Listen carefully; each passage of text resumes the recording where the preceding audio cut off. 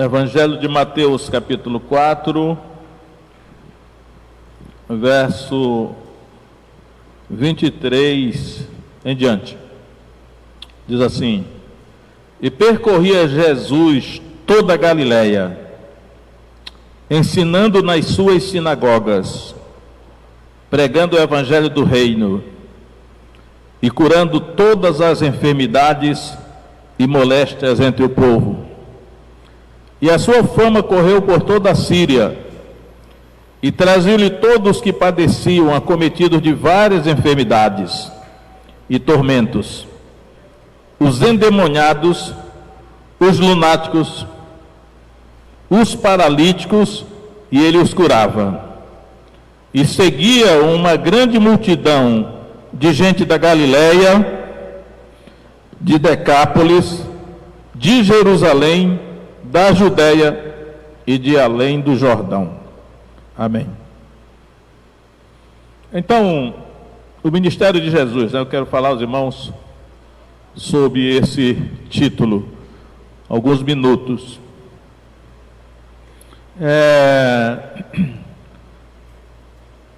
Nessa descrição do ministério de Jesus aqui, 3 verbos são usados aqui, 3 verbos.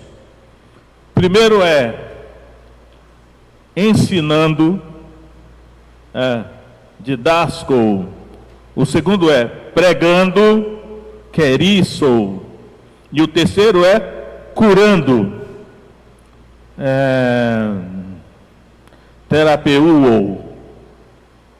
Na verdade, terapia, em português se fala muito terapia, né? E aí eu quero destacar aqui, eu vou discorrer um pouco aqui. Eu vou deixar o ensinando um pouco de lado hoje. Eu vou me focar um pouco mais no pregando. Porque quando Jesus percorria aqui está dizendo toda a Galileia, mas na frente vai dizer que era todas as cidades e aldeias da Galileia. E Jesus, ele pregando. Aí eu estou hoje assim, me esforçando para fazer uma pregação transcultural, né?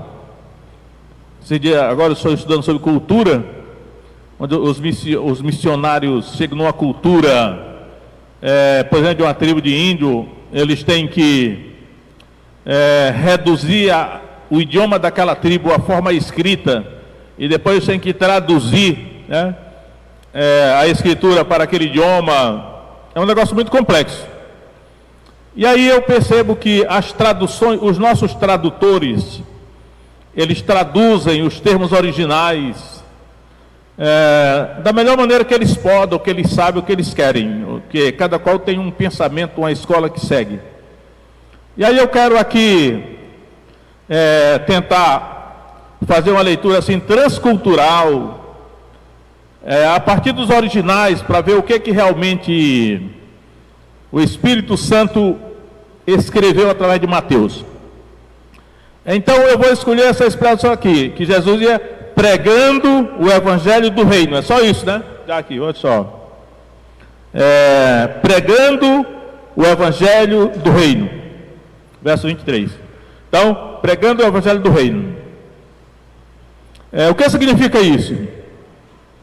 Se nós retornarmos para Mateus 4,17, vai dizer o seguinte, explica um pouco melhor, diz aqui, ó. Desde então começou Jesus a pregar e a dizer: arrependei-vos, porque é chegado o reino dos céus. Então, veja que aqui ele já acrescentou o reino dos céus, porque no verso 23 ele fala só o evangelho do reino, fica incompleto, né? Mas no verso 17 ele diz que é o reino dos céus, né? E aí a palavra pregando, eu falei, é a palavrinha querisso, que geralmente, tecnicamente em teologia é chamada de querigma. O querigma é a pregação evangelística para os de fora. Na verdade, o querigma é o evangelho.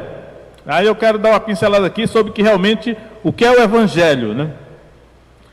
E aí nós já vemos no verso 17 aqui, que Jesus diz: arrependei-vos, porque é chegado o reino dos céus. Então, porque ele começou a pregar, né? Aí, verso 17. Desde então começou Jesus a pregar e a dizer. Pregar, querisso, querigma, a pregação evangelística era de fora. E aí, tecnicamente falando, essa palavrinha querisso, ela não é evangelismo feito pelos irmãos da igreja. Eu sempre digo que, for do dicionário de grego, ele vai dizer que o querigma é alguém que é levantado com autoridade, ele deve pregar com solenidade, formalidade, gravidade e autoridade, como alguém comissionado pelo rei para ser obedecido. Isso aqui é o querigma, né? É o querisso, arauto, né? Essa é a palavra, acho que normalmente seria arauto. Então, como Jesus tinha todas essas características, ele começou a pregar. E o conteúdo da pregação dele era esse: arrependei-vos, porque é chegado o reino de Deus. E quando diz aí que ele percorria toda a Galileia pregando o evangelho do reino, ele parou o reino, né? A gente percebe que o evangelho do reino é a mesma coisa que o evangelho do reino dos céus, porque no verso 17 diz que é o reino dos céus. E eu lembro que um dia uma pessoa me disse: pastor, reino dos céus e reino de Deus são duas coisas diferentes. Eu não discuti com ela, porque essa pessoa é uma pessoa que eu respeito muito, né?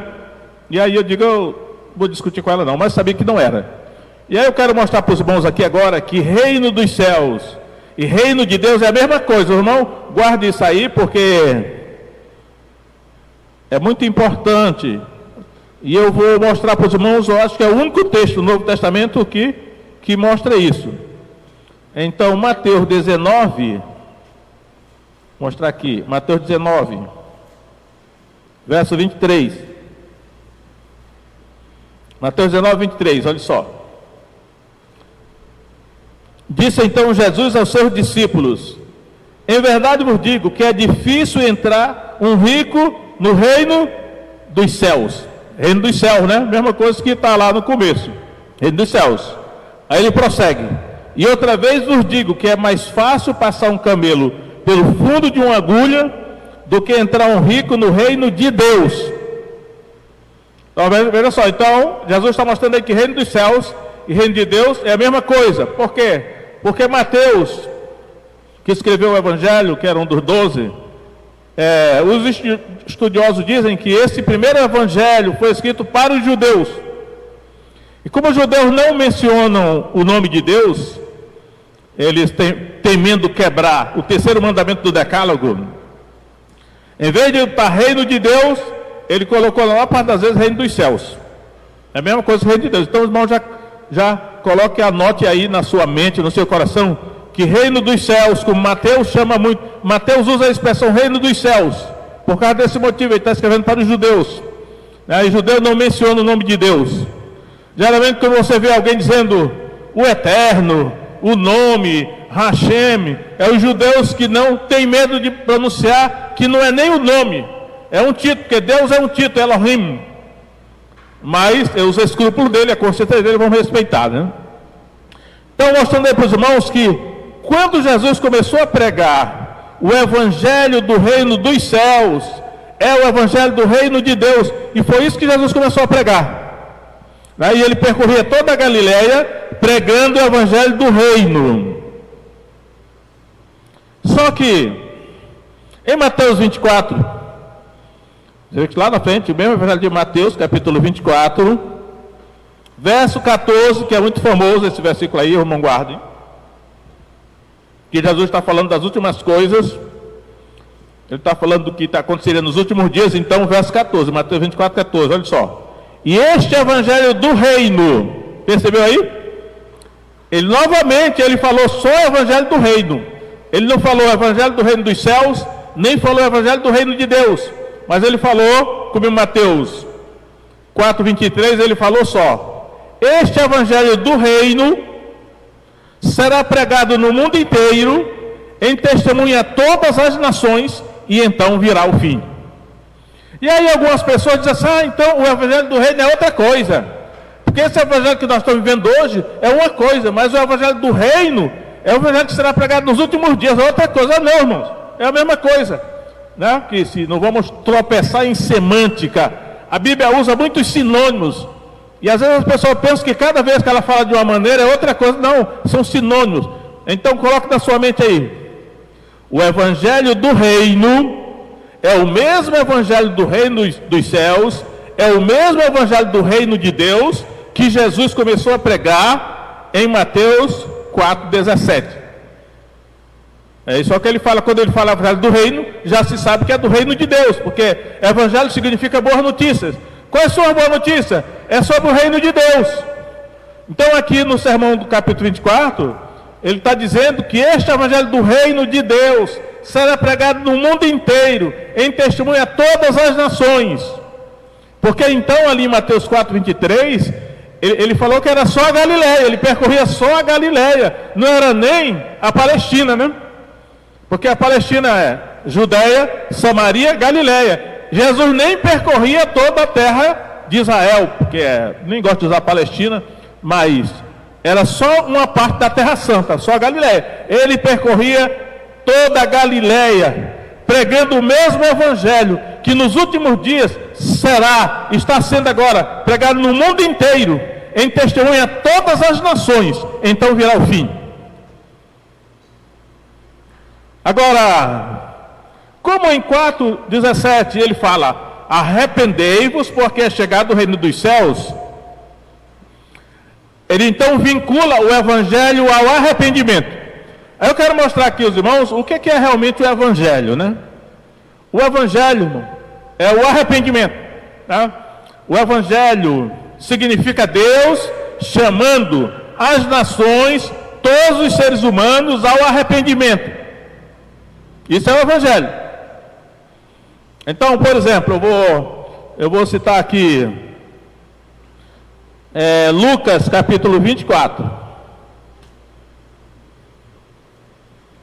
Lucas 24, 46.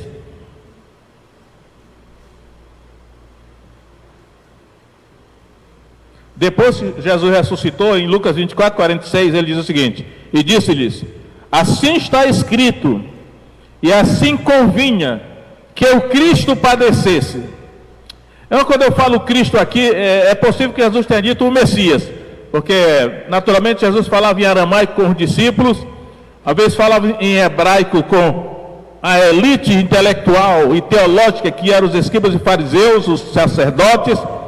Mas eu entendo que dentro da cultura judaica ele falou assim: assim convinha que acontecesse, e assim está escrito, que o Messias devia padecer. Está falando para o discípulo, né? E ao terceiro dia ressuscitasse dentre os mortos, e em seu nome, agora observe, irmão, e em seu nome se pregasse, querigma, querisso, o arrependimento, olha só, e a remissão dos pecados em todas as nações, começando por Jerusalém. Então novamente Jesus está aí, ele está assim, resumindo, sintetizando em poucas palavras o que é o Evangelho. Olha, o Evangelho é pregar o arrependimento e a remissão dos pecados a todas as nações. Aqui em todas as nações. Então o que é o Evangelho? É pregar em todas as nações o arrependimento e a remissão dos pecados. O que é a remissão dos pecados? A remissão dos pecados é um termo que eu gosto muito, porque no original é afesim. Afesim é remissão. A remissão dos pecados, remissão. Geralmente é traduzido a maior parte das vezes por perdão, mas a palavra técnica correta é remissão. Tem um significado de perdão também, né? E aí o que é essa remissão dos pecados? É o perdão dos pecados, né? É a justificação de todos os seres humanos, porque todos os seres humanos do mundo estavam, antes do Evangelho chegar, condenados em rebelião contra Deus. ignorando Deus, enganado pelos anjos caídos. Mas quando Jesus veio, Jesus trouxe o Evangelho, é uma chamada ao arrependimento. Ele diz que é necessário pregar o arrependimento em todas as nações e a remissão dos pecados. Porque na medida em que as pessoas se arrependem, acontece a remissão dos pecados. A remissão é o perdão. A pessoa vai ser declarada inocente, vai ser declarada justificada, significa que não há mais nenhuma acusação contra você.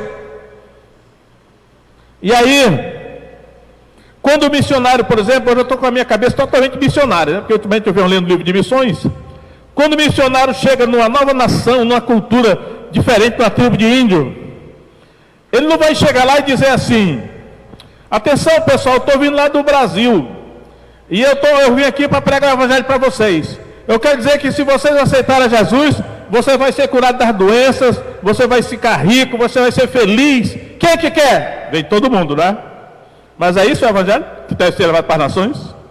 Ele está falando lá. É para ser pregado o arrependimento.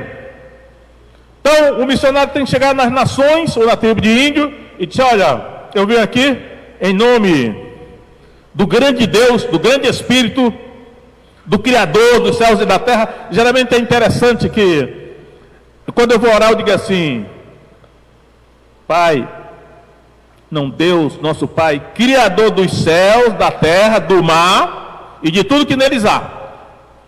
Ainda agora, quando a Débora leu o Salmo 146, essa expressãozinha está lá, que está no Novo Testamento também. O Criador dos céus, da terra, do mar e de tudo que neles há. Aí eu fico pensando assim: existe uma civilização no mar? Eu estudo isso.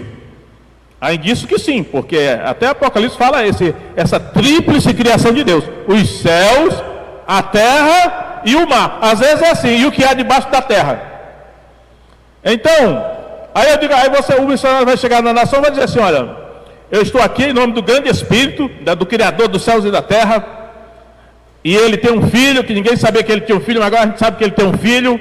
O nome desse filho dele é Jesus, ele morreu na cruz. E a mensagem que eu trago é o seguinte: que vocês têm que se arrepender. Aí eles vão perguntar, né? Mas se arrepender de quê? Aí geralmente o brasileiro usa, né?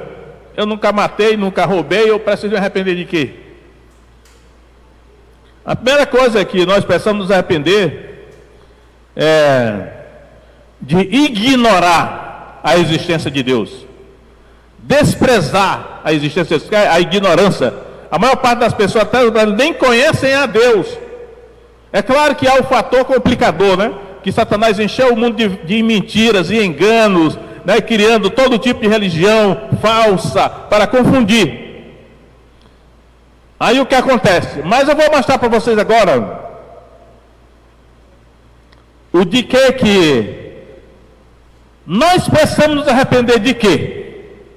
Porque tem que saber, né? Peraí, eu preciso me arrepender. Arrependimento é mudança, mudança de nome. Arrependimento, eu tenho que me arrepender de quê? Mudança de mente, né? Até me esqueci como é que é a palavra arrependimento em grego mesmo? Metanoia. Meta, nu. Nu é a mente. Então é mudança de mente, mudança na maneira de pensar. É claro que a mudança na maneira de pensar vai desencadear uma revolução na nossa vida, porque ao mudar de pensar, nós vamos mudar a maneira de agir, de se comportar. Então, o que é? Que mudança é que nós precisamos fazer? Aí entra a questão cultural, né? Eu estou afinado nessa questão cultural, porque estou exatamente estudando isso agora, mas não vou entrar nisso. Mas eu vou dizer aqui que o Evangelho mesmo, ele diz de que nós devemos nos arrepender. Porque agora, é que dentro da cultura judaica, e aqui especialmente a cultura judaica, João Batista disse para eles de que eles precisavam se arrepender. E dentro da cultura brasileira, será que nós precisamos nos arrepender do nosso estilo de vida? Sim, do nosso estilo de vida, que por tradição recebeste dos nossos pais. É a nossa cultura, isso que é a cultura, toda a cultura brasileira, né? Ela está eivada de paganismo, misticismo, sincretismo, é uma mistura. Então nós temos que nos arrepender para um estilo de vida Correto, à luz do Evangelho. Aí já entraria o ensino, né? Que eu não vou falar hoje do ensino. Mas eu vou falar desse texto de Lucas, capítulo 3,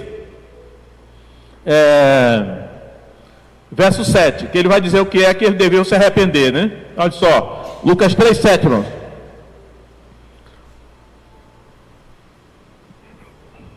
Dizia, pois, João à multidão que saía para ser batizada por ele: raça de víboras, quem vos ensinou a fugir da ira que está para vir? Produzi, pois, frutos dignos de arrependimento. E não comeceis a dizer em vós mesmos: temos Abraão por pai. Porque eu vos digo que até destas pedras pode Deus suscitar filhos a Abraão.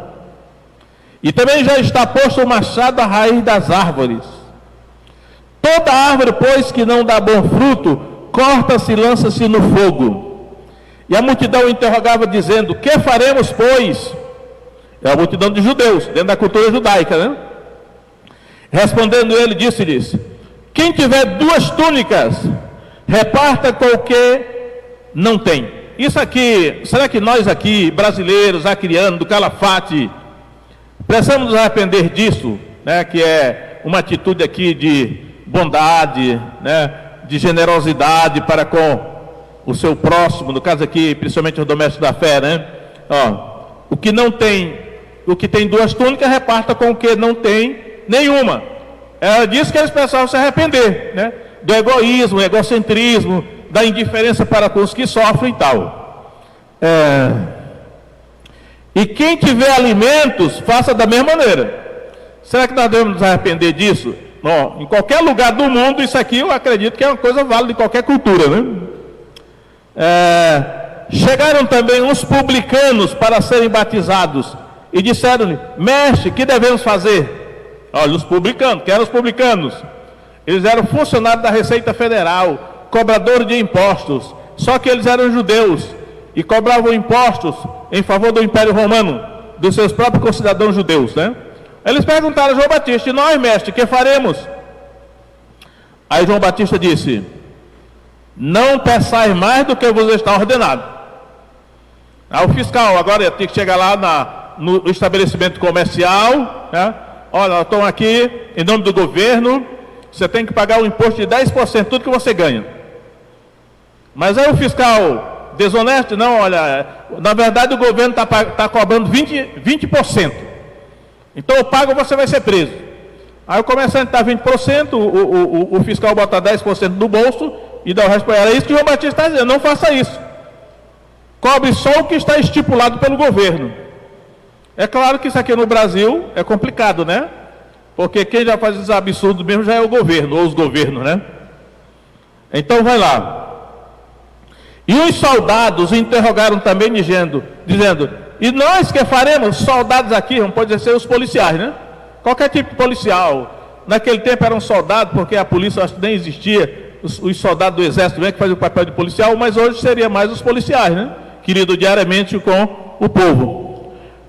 Aí ele diz assim: a ninguém trateis mal. Olha só, será que um policial tem que se arrepender por tratar o povo mal? A ninguém trateis mal, nem defraudeis, ou seja, não é para arrochar ninguém, policial, ele está dizendo aqui. E contentai-vos com o vosso soldo. Contentai-vos com o vosso soldo é assim: contente-se com o seu salário legalmente ganho. Não significa que os policiais não vão fazer greve, não vão exigir a melhoria salarial, não significa não. Significa que eles se contentar só com aquilo que é legalmente pago para eles.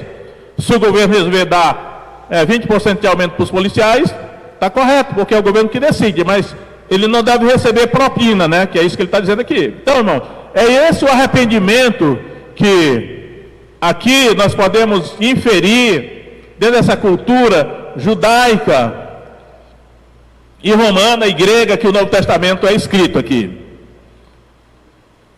E aí, arrependimento é isso aí. É mudar o nosso comportamento para dentro de um comportamento honesto, né? Um comportamento legal, né? Dentro das leis e tal. Esse é o arrependimento. Então ele está dizendo, Jesus começou a dizer: arrependei-vos porque o reino de Deus está próximo. Ou seja, conserte a sua vida, se torne uma pessoa direita, porque em todo lugar, todo mundo sabe o que é certo e o que está errado, porque Deus colocou a consciência em cada ser humano, para que ele saiba o que é certo e o que é errado. Então, Jesus está dizendo, conserte a sua vida, porque agora o reino de Deus chegou. Porque ele fala na ira vindoura, né? A ira vindoura é o julgamento de Deus sobre os que não se arrependerem. Às vezes a ira chega até agora, né? A precedência é vindoura. Então, conserte isso. O evangelho é isso, irmão. É Deus dizendo lá de cima, olha, vocês consertem a vida de vocês, porque essa bagunça que vocês estão vendo aí vai ter consequências. E as consequências vão ser pesadas. Então, se arrependam logo e conserte a vida. É isso que o evangelho é. Se pegar o arrependimento em todas as nações, começando por Jerusalém. Aí ele fala da remissão de pecados. E se acontecer isso, então vai haver a remissão de pecados.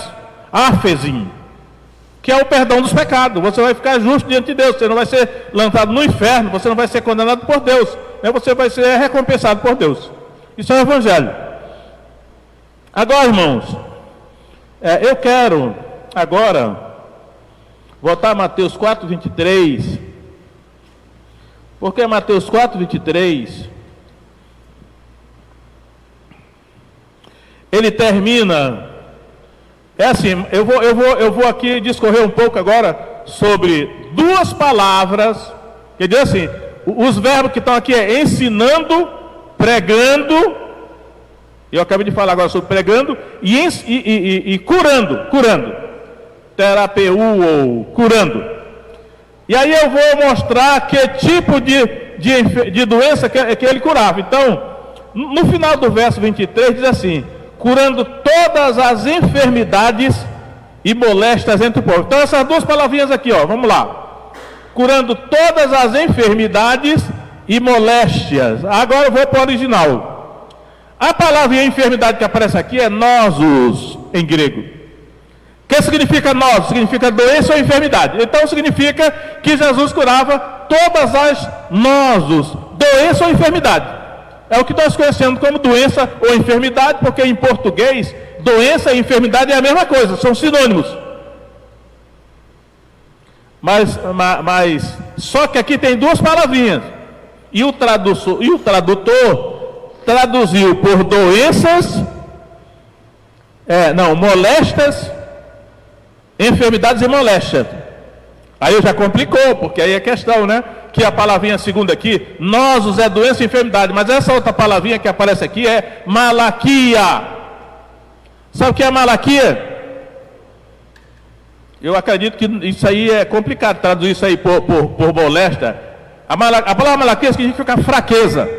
Fraqueza, né? É fraqueza, moleza, desencorajamento, irmãos, o que é isso? Então, se malaquia é fraqueza. E aí eu comecei a pensar, olha, fraqueza, eu acredito, e há uma possibilidade, eu não vou dogmatizar, mas eu acredito que é uma possibilidade, que essa fraqueza, que ele está falando aí, que Jesus curava todas as doenças e as fraquezas, que essas fraquezas, elas são provenientes de espíritos malignos, espíritos imundos, os anjos caídos. O que esses demônios são? Eles são assim, sugadores de energia. Já viu isso, irmão? Sugador, a nossa energia vital é sugada por esse espírito. Eu sempre digo, quem assistiu aquele filme do Harry Potter, tem lá uns seres chamados de dementadores, né? O cara que escreveu, na verdade foi uma mulher, né, que escreveu Harry Potter, né, ficou muito famosa. Ela pesquisou muito bem a questão das religiões, e aqueles dementadores, eles são esses. Malaquia, fraqueza, moleza, falta de energia vital. Os demônios são sugadores de energia vital. E aí eu tenho a impressão que isso acontece mais com as mulheres no seguinte sentido. Eu já vi mulher, de repente, ela cair assim, desmaiar. A pressão dela baixa. Às vezes fica assim, está 9/5 a sua pressão, vai baixar a pressão. E ela fica desfalecida lá, sem nenhuma força para se mexer. Acredito que pode acontecer com o homem também, mas já observei que a incidência maior é em mulher. Então, essa fraqueza, aí eu digo, não importa o que diz a medicina, a ciência, porque a ciência e a medicina, elas fazem o que podem, mas são limitadas, porque elas não podem entrar no campo sobrenatural, invisível da área espiritual. Aí nós temos que nos ater à palavra de Deus, que revela que esses espíritos imundos, eles são sugadores de energia. Aí o tradutor traduziu Malaquias por fraqueza, ou moleza. E eu pesquisando isso aí, o comentarista diz até assim: há até uma certa conotação de um comportamento efeminado. Então já vê que vai para o homem também, né? O certo é que a ação desses seres, desses espíritos invisíveis, é aqui Malaquias, fraqueza. Então é que o tradutor não quis entrar nessa e traduzir isso aí, porque o que eu estou dizendo aqui também, eu não vou dogmatizar, porque eu estou apenas tentando chegar no sentido original da coisa, mas à luz do contexto, pode ser isso. O que significa então que Jesus ele ia curando todo tipo de doença ou enfermidade, e também Malaquias, fraqueza, moleza, ou seja, o sugamento da energia vital do ser humano pelos demônios. Então, quando você tiver sentido uma fraqueza demais aí, pode ser colesterol, colesterol alto, que mais que dá isso aí? Triglicerídeos, são um termo médico, físico, né? Mas pode ser também ação de espírito maligno, que deve ser combatido com oração, né? Essas duas palavrinhas, então. Só que no verso 24, ele vai usar 3 palavras, verso 24. E a sua fama correu por toda a Síria, e traziam-lhe todos que padeciam, acometidos de várias enfermidades e tormentos. Vou parar aí, ó. Aí eu quero dizer para vocês aqui que no original tem 3 palavrinhas aqui, ó. Ele botou enfermidades e tormentos, só que é assim. A primeira palavrinha aqui é cacos. No original é cacos. O que é cacos? Ou cacos, em grego é cacos. A tradução é cacos. Por exemplo, quem é que sabe o que é cacofonia aqui? Levanta a mão. Alguém sabe o que é cacofonia? Viu? Essa nossa geração está altamente prejudicada, né? Porque antigamente o povo sabia. É tipo assim, cacofonia significa soar mal. Eu lembro que nas aulas de português no seminário, o professor dizia assim: olha, um tipo de cacofonia é assim: a casa da minha avó que dá os fundos dela para o mar. Soa mal essa expressão, né? Ou então, Maria nunca ganha. Era o termo que o livro usava lá, de português. Soa mal, né? Isso é cacofonia. Cacos, mal. Fonos, o som, o soar mal. E tem muitas outras coisas hoje, mais do que nunca, cheio de malícia, né? Então, cacos é mal. Eu acho que ele está dizendo o seguinte: se você perguntar a alguém, como é que você está? Rapaz, não estou bem não, estou mal. É isso aí. Está mal, mas isso aqui é genérico. O mal é um mal genérico. Ele está com um mal genérico, mas não especificou. Só que a segunda palavrinha que ele usa aqui é nosos, novamente. E nosos é doença e enfermidade. Então, Jesus, e aí? Traziu, né? E a sua fama correu por toda a Síria, e traziam de todos que padeciam, acometidos de várias enfermidades. Aqui o cacos está omitido aqui em português, nem aparece, mas o nosos aparece, que é aqui traduzido novamente por enfermidades, e nosos é doença mesmo, doença ou enfermidade em português é o que nosos está significando aqui.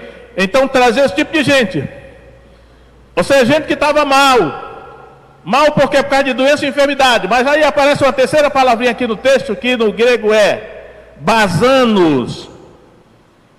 E aí, irmão, o tradutor traduziu aqui basanos por tormentos.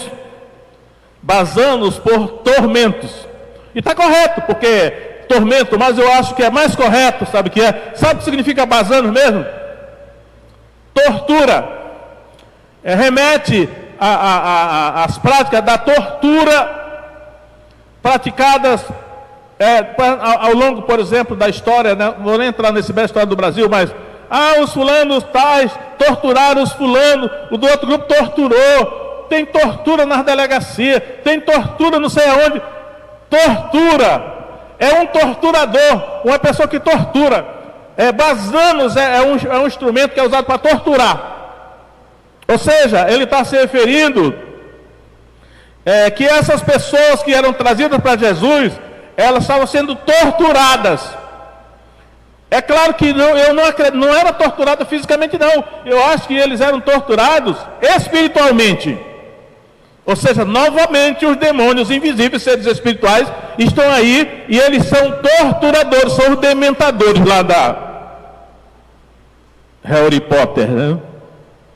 Eles torturam, eles são torturadores. É por isso que o tradutor trazia por tormento, porque o meu criado jaz em casa, paralítico e violentamente atormentado. É isso aí, atormentado. Tinha um demônio atormentando ele.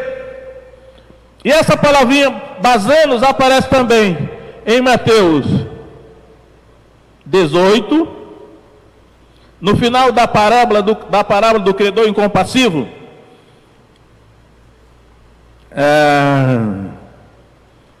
Verso 34, Mateus 18, 34, olha só.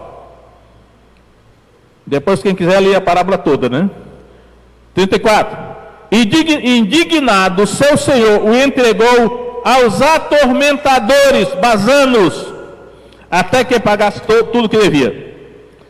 Então, tem gente aí, qualquer um de nós aqui pode estar sendo atormentado, torturado por demônios, porque aqui a função aqui é um carcereiro, né? Que o carcereiro é o cara que vai torturar o preso.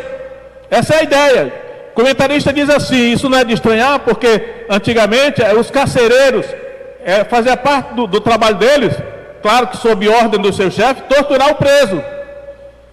Então, irmãos, esses demônios, eles são a tortura não nasceu no meio dos seres humanos, né? Quando a gente vai ler a história do Brasil, a história das outras nações, dos confrontos de ideologias aí, a tortura que os seres humanos aplicam nos seus semelhantes é coisa totalmente maligna. Pois essa tortura, essa parte da tortura, a cultura da tortura são os demônios que fazem. Só que eles torturam as pessoas. Aí você vê, eles são invisíveis, né? Ele está com as emoções do sistema nervoso, ele leva a pessoa à loucura. Tem gente que comete suicídio porque não aguenta mais. Eu me atrevo a dizer que aquilo que hoje é chamado popularmente de depressão, em grande parte é a tortura dos demônios em cima de pessoas. Esse tipo de gente que eram trazidos para Jesus e ele os curava.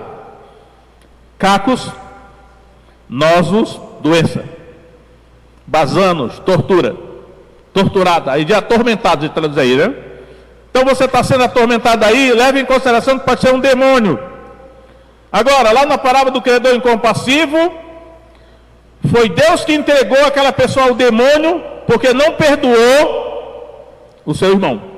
Então, às vezes, a tortura é porque tem alguma coisa que a gente precisa acertar na nossa vida, né? Agora, irmão, para concluir aqui, aparece mais 3 palavrinhas no verso 24, olha só. É porque aqui eu acho que o tradutor teria botado 2 pontos. Que tipo de doença era essa? Ele botou aqui, ó. Os endemoniados. Os endemoniados. Daimonizomenos. Vamos simplificar, porque o grego é difícil, né? Praticamente é uma transliteração do grego. Endemoniados. Daimônios. Endemoniados. Então, essas pessoas eram endemoniadas. Ação de demônios, espíritos malignos. Existe isso hoje? Com certeza. Só que a sociedade procura cobertar. Satanás é astuto, ele usa a ciência, usa determinadas pessoas que ele manipula para esconder a ação deles, né? Por trás, aqui. Endemoniados. Eram esses caras aí. E a outra palavrinha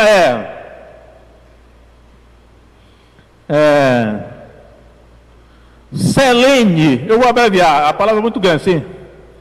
Seleniazômenos. Selene, sabe o que é Selene? A lua. Selene é a lua. Então, lunáticos, a tradução correta é lunáticos. Algumas pessoas talvez falar, mas aqui, ó, aí eu fico pensando assim, peraí. Alguns comentaristas dizem assim, na sua incredulidade. É porque os antigos pensavam que a lua exercia influência sobre os seres humanos. Aluado, já falei aquele negócio, essa pessoa é aluado. recebeu a influência da lua. Só que eu creio que a Bíblia é a palavra de Deus, é inerrante, é o Espírito Santo que escreveu, e ele não colocaria uma superstição popular aí como verdade. Essa Selene é a lua. Então, será que a lua tem influência mesmo em seres humanos? Só pode ter, porque está aqui no texto revelado, o texto inspirado canônico da Escritura. Ah não, isso é só uma superstição porque eles não sabiam. Isso aqui é o Espírito Santo que está escrevendo e revelando. Agora, que tipo de influência a lua exerce sobre os seres humanos? Não sei. Eu já vi um comentarista dizer assim, acho que foi um pastor, que ele disse assim, olha, aliás um pastor que era psicólogo, né? Ele disse assim, olha, endemoniados é uma categoria que os demônios estão atuando. Aí ele diz assim, essa influência da lua Selene é doença mental. A tese dele é, não existe doença mental. A doença mental é a influência da lua na mente de algumas pessoas. Tem muita coisa que o ser humano não sabe. Qual é a influência das marés, da lua? Tem muita coisa que o ser humano não sabe. Só que o ser humano arrogante, orgulhoso, manipulado por Satanás, tenta apagar a revelação de Deus para ajudar o ser humano. O certo é que essas pessoas aqui, eles receberam influência da lua. Não sei que tipo de influência, mas está aqui. E a última palavra é paralíticos. E paralíticos. Então, paralítico é uma doença física do corpo. A pessoa estava paralítica, paraplégico, tetraplégico, era doença física. Hoje o médico sabe muito bem disso, pode até fazer cirurgia. Uma coisa na parte física do ser humano é fácil por médico estudar isso aí. Agora, e o seleniasoma? Selene, a lua, os aluados, lunáticos. Esse negócio de foi a Bíblia que inventou, não, está nos textos revelados. Eu não sei nem o que é, mas está aqui. Então, será que tem alguém recebendo influência da lua? Será que tem alienígena na lua? Ninguém sabe. Eu já estudo essas coisas todas, mas eu não vou apostar nisso, porque eu acredito só na revelação da Bíblia aqui, né? O certo é que alguma influência há, influência da lua. E os endemoniados, que é a influência dos demônios. Então, era doença, alguns acham que é assim. Doença espiritual, causada pelos demônios. Doença mental, causada pela influência da lua. E doença física, que era paralítico no corpo. E aí, o certo é, meu irmão, que diz aí, e ele os curava. Jesus curava os endemoniados, Jesus curava os lunáticos, e Jesus curava os paralíticos. Ele ainda cura hoje? Com certeza. Jesus Cristo é o mesmo ontem, hoje e eternamente. Hebreus 13:8 é um texto que deve ser memorizado, né? E é por isso que a multidão vinha, né? E seguia uma grande multidão de gente de vários lugares ali. A multidão vinha porque ele curava, ele era o médico, ele curava. Então, eu coloco isso aqui para os irmãos, para que a nossa fé não desfaleça, não esmoreça, né? Mas os recursos que Jesus colocou à nossa disposição para combater todas essas mazelas que existem na terra ainda estão valendo. Só que nós temos que crer, né? Tem que começar crendo, né? Então agora vamos ficar em pé e vamos orar, pedindo que Jesus, que o mesmo Jesus que andou na Galileia, o mesmo Jesus que andou em Jericó, é o mesmo Jesus. Não sou cantor, não gostaria de ser, né? Mas às vezes a minha memória lembra de alguns anos, é isso aí, meus irmãos. Então, eu estou até tentado dizer assim, tem alguém aí que queira receber a oração para que Jesus o cure de qualquer um desses problemas, esses ataques malignos? Vem à frente, irmão, vamos dar um passo de fé, né? Que você quer receber a oração, pedindo para Jesus curar, porque muita gente era trazida para ele curar, e ele curava, em todas essas áreas aí. Que esses demônios vão cair por terra em nome de Jesus. Que nós podemos crer, tudo é possível que crer. Jesus é o mesmo. Jesus estou convosco todos os dias até a consumação dos séculos, né? O Espírito